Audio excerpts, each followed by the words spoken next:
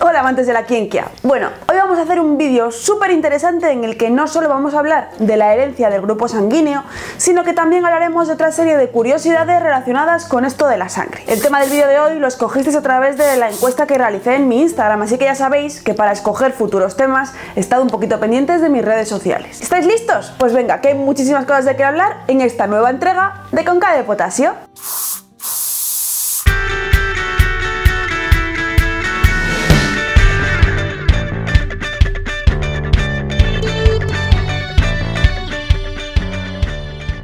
Bueno, pues empecemos por el principio. Para hablar de los tipos de sangre tenemos que diferenciar entre dos cositas. Por un lado el grupo sanguíneo y por el otro el factor RH o factor Rhesus. Voy a hablar un poquito de qué es cada cosa, de cómo funciona su herencia y de las distintas opciones que hay.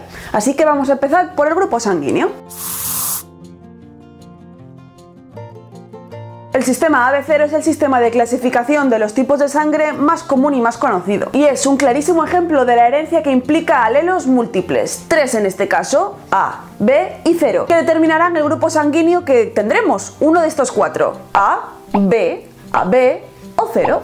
Y la herencia del grupo sanguíneo es un poquito peculiar, os la voy a explicar poco a poco. Por un lado están los alelos A y B, entre los cuales existe codominancia, es decir, que ninguna información genética pesa más que la otra, tienen la misma importancia, comparten el protagonismo, pero ambos alelos son dominantes respecto al alelo 0. Voy a poneros algunos ejemplos para que lo podáis visualizar, pero antes de empezar, si no entendéis muy bien esto de los alelos y la herencia, os recomiendo que echéis un vistazo a mi vídeo sobre el albinismo, donde dejo un poquito las bases así de la herencia genética, y seguro que si lo veis vais a entender este vídeo muchísimo mejor. Por ejemplo, supongamos una persona cuyo genotipo es un alelo A y un alelo B. Como ambos alelos tienen el mismo peso genético, la persona con este genotipo tendrá un fenotipo de grupo sanguíneo AB. Otra persona que tenga, por ejemplo, un genotipo AA, ¿qué fenotipo creéis que tendrá? Pues evidentemente no hay otra que tener un grupo sanguíneo del tipo A. Pero imaginemos que el genotipo que tiene una persona es A0. ¿Qué fenotipo creéis que tendría esta persona?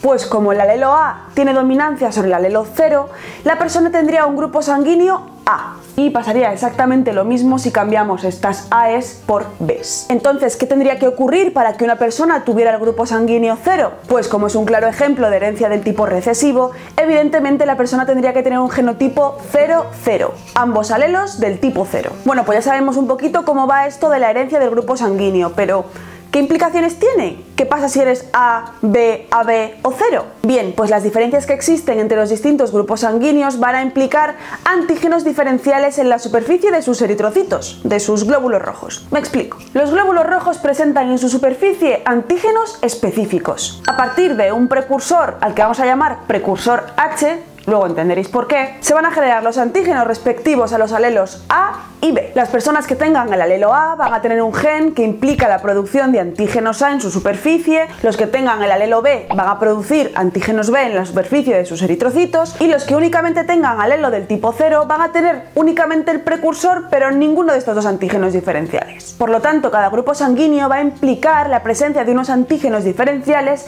en la superficie de los glóbulos rojos, y siempre que hay un antígeno tiene que haber alguna relación con un anticuerpo. De esta forma, las personas que tengan antígenos de algún tipo en su sangre no van a tener los anticuerpos que los reconozcan, no se van a atacar a sí mismas. Las personas que tengan antígeno A no van a producir anticuerpos contra A. Las personas que tengan antígeno B no van a producir anticuerpos que ataquen a B. Las personas que tengan grupo sanguíneo AB no van a tener anticuerpos contra el grupo sanguíneo, evidentemente. Pero las personas que sean del grupo 0 van a repartir leña, van a tener anticuerpos que reconozcan todos los antígenos. Y hasta aquí el grupo sanguíneo. Ahora vamos a hablar de esto del RH o factor Rhesus.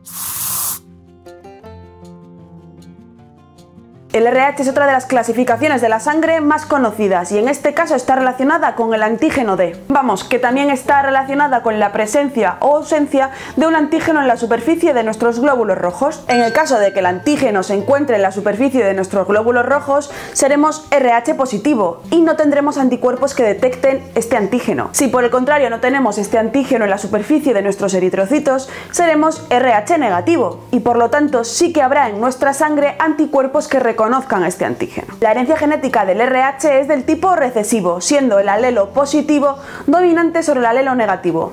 Es decir, que las personas que tengan genotipo positivo-positivo o positivo-negativo tendrán un RH positivo, mientras que las personas que tengan genotipo negativo-negativo van a tener un factor de RH negativo. Entonces, si juntamos por un lado el grupo sanguíneo y por otro lado el RH, tendremos 8 tipos en total de sangre: A positivo, A negativo, B positivo, B negativo, AB positivo, AB negativo, 0 positivo y 0 negativo, cada uno con unos antígenos específicos en la superficie de sus glóbulos rojos y cada uno con unos anticuerpos presentes en su sangre contra los antígenos que no estén en la superficie de sus glóbulos rojos. Son estos anticuerpos los que van a determinar de quién podemos recibir sangre y a quién se la podemos donar. Y vámonos a los dos extremos. Por un lado, el que más antígenos tiene en la superficie sería el grupo AB positivo.